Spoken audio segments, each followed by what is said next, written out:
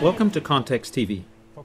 Barely 2 years ago, after extensive struggles from social movements, the UN General Assembly declared access to clean water and sanitary care a human right. However, still nearly 900 million people worldwide have no access to clean water.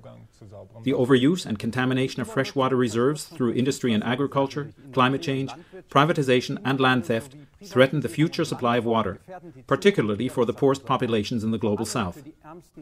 To deal with the future of the world's water supply, 2 large forums were held parallel to one another in Marseille from the 12th to the 17th of March. These forums could not have been more different from one another. On the one hand, the World Water Forum, founded in 1997 on the initiative of the huge water corporations Vivendi, Veolia and Suez, and encompasses, besides private enterprises, also UN authorities and governments. Since its formation, this forum has been subject to increasing criticism because it unilaterally serves private profit interests and possesses no political legitimization.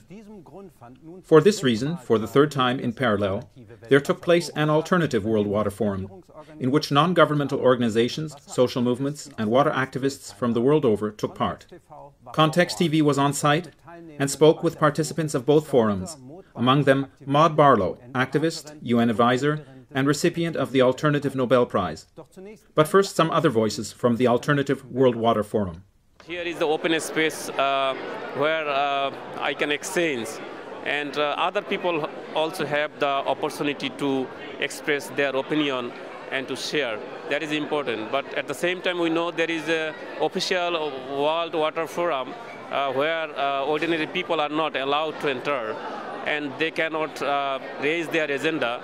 So at least in this alternative World Water Forum, we have the opportunity to place our own agenda. My name is Alexa Bouata. I'm French-Palestinian. I work in the same organization as my colleague in Palestine, and we've come to basically inform the people about the violations of the right to water in Palestine by Israel.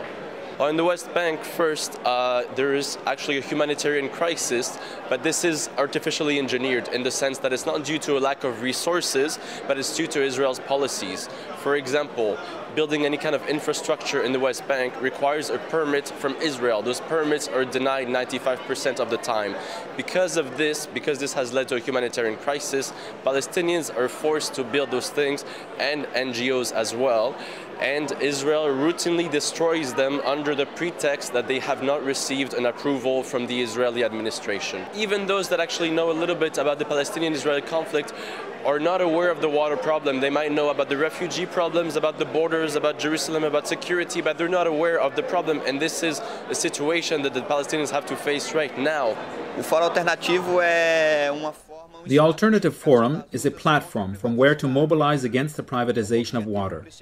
Our aim is to show that the Brazilian people are against privatization, that we from La Via Campesina, from the trade unions and the NGOs are against the privatization of water. Water and energy are not commodities. Indigenous populations and inhabitants from the riverbank cannot be sold. The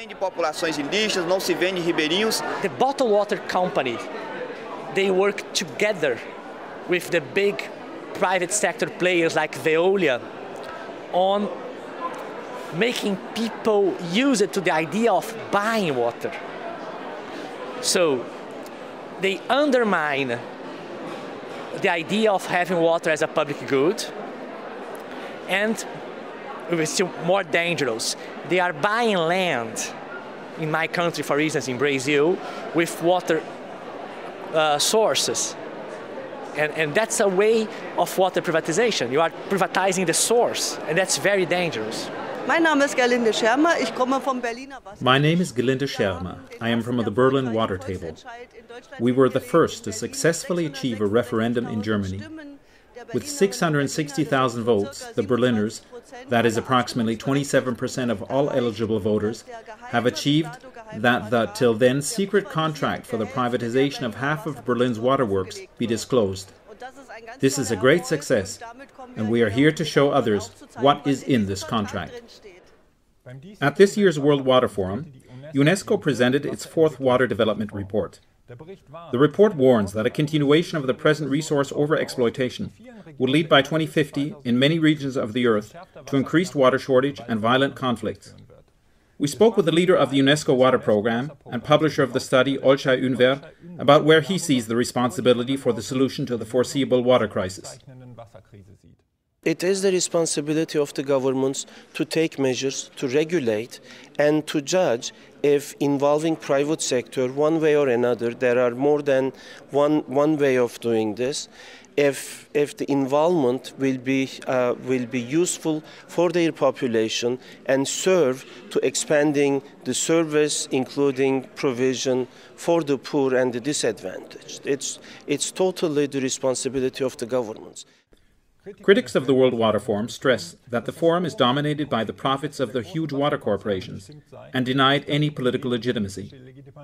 We asked Olcay Ünver where he stands on this criticism of the forum, whose advisory council he himself belonged to for 8 years, and why UNESCO has chosen the World Water Forum to present its study. From a UN perspective, this is not a UN platform. This is not binding for anyone. The decisions or declarations are as binding as they could be from basically an NGO platform.